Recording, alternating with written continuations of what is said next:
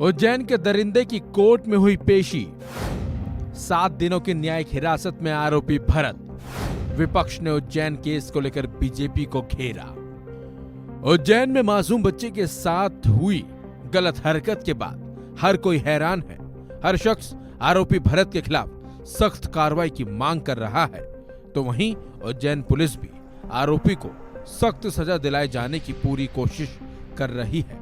तो इसी बीच उज्जैन पुलिस ने आरोपी भरत सोनी को न्यायाधीश कीर्ति कश्यप की विशेष कोर्ट में पेश किया, जिसके बाद आरोपी भरत को 7 दिन की जुडिशियल रिमांड पर भेजने के आदेश दे दिए गए। इस पूरे मामले की जानकारी देते हुए महाकाल थाना प्रभारी अजय वर्मा ने बताया कि आरोपी को पॉस्को एक्ट के विशेष मामले सुनने वाली न्यायाधीश कीर्ति कश्यप के न्यायालय में पेश किया गया था, जहां पर न्यायाधीश ने सभी बातों को सुनने के बाद भरत को 7 दिन की जुडिशियल रिमांड पर भेज दिया है।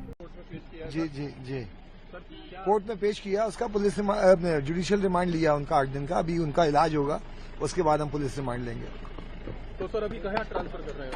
अभी उसको वहाँ MYH लेके जाएंगे, वहाँ से इसके रेफर के कागजात बन रहे हैं और इसको फिर हम इंदौर इलाज के लिए लेके जाएंगे। तो सर कितने दिन का जुडिशियल? इनका जो है हमें 7 दिन का जुडिशियल रिमांड मिला हुआ है। वहीं इस मामले को लेकर कांग्रेस नेता रणदीप सुरजेवाला ने मध्य प्रदेश की शिवराज सरकार को घेरा और सीएम शिवराज की चुप्पी पर भी सवाल उठाए। 5 या 6 बातें सामने आई हैं। कल जब मैं आया, कल तक भी शिवराज सिंह चौहान चुप्पी साधे रहे। रहस्यमयी और षड्यंत्रकारी चुप्पी का राज क्या है शिवराज जी? और आप इस बेटी से मिलने यहां क्यों नहीं आए?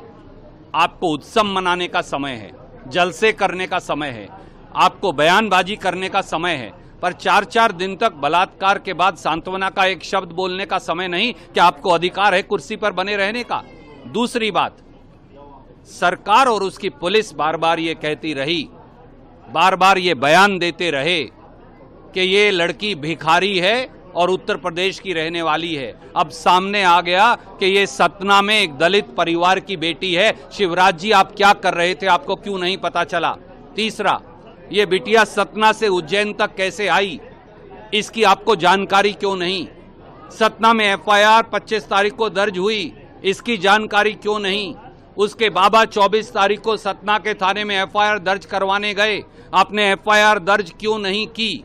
क्या इनमें से किसी बात का जवाब देंगे? और वो वहशी दरिंदा एक नहीं हो सकता, वो अनेक हैं। इसके साथ साथ दिग्विजय सिंह ने कहा कि इस घटना से पूरा मध्य प्रदेश शर्मिंदा है। साथ ही कांग्रेस नेता ने प्रदेश की कानून व्यवस्था पर भी सवाल उठाए। लेकिन बाद में सच्चाई सतना की तो मुझे इस बात का दुख भी है और इसमें शर्मिंदा भी हूँ कि मध्य प्रदेश में एक लड़की से बलात्कार होता है और वो उसी हालात में 8 किलोमीटर पैदल चलती है और कोई उसे मदद करने वाला नहीं मिलता। ये हम लोगों के लिए शर्म की बात है और मैं मध्य प्रदेश का नागरिक होने के नाते मैं सभी मानव समाज से माफ़ी मांगता हूँ इस हैवानियत का जिस प्रकार से ये घटना हुई है। जिसने भी किया है सख्त से सख्त सजा मिलनी चाहिए।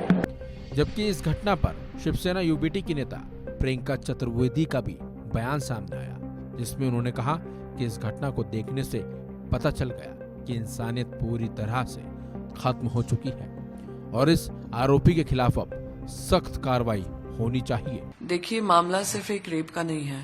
मामला जिस तरीके से इंसानियत खत्म हो रही है लोगों में, वो दिखाता है। 12 साल की बच्ची के साथ ये जघन्य अपराध होता है।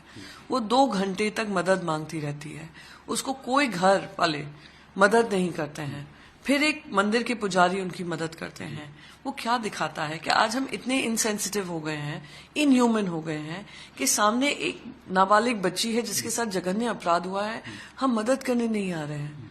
तो ये वही एक, मैं कहती हूँ, ये प्रणाम होता है जब एक महिला के अस्मिता की लड़ाई के लिए केंद्र सरकार हो या राज्य सरकार हो अपनी जो जिम्मेदारी है वो पूरी तरीके से नहीं निभा पाती हैं, तो जनता में भी यही फीलिंग होती है कि हम क्यों आगे बढ़े।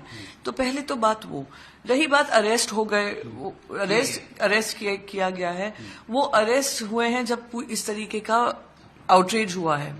और ये अपराध तो मैं कहती हूँ फास्ट ट्रैक कोर्ट में होना चाहिए। और मध्य प्रदेश में तो खास कर मैंने वहां पे काम किया हुआ है, मैं कह सकती हूँ, जो महिलाओं के खिलाफ काम होते हैं, महिलाओं पे अपराध होते हैं, उत्पीड़न होता है, उससे बड़ा राज्य देश में नहीं है। ये दुर्भाग्यपूर्ण है और जल्द से जल्द कार्रवाई होनी चाहिए, फास्ट ट्रैक कोर्ट में होनी चाहिए और सख्त से सख्त कार्रवाई, सख्त से सख्त सजा ऐसे इंसान को मिलनी चाहिए जिसने एक 12 साल की बच्ची। कानून इस केस में अपना काम कर रहा है और आरोपी को सख्त सजा दिलाए जाने की कोशिश चल रही है, जबकि सियासतदान इस पर सियासत करने से बाज नहीं आ रहे हैं। इस खबर में बस इतना ही। अपडेट्स के लिए बने रहिए वन इंडिया हिंदी के साथ।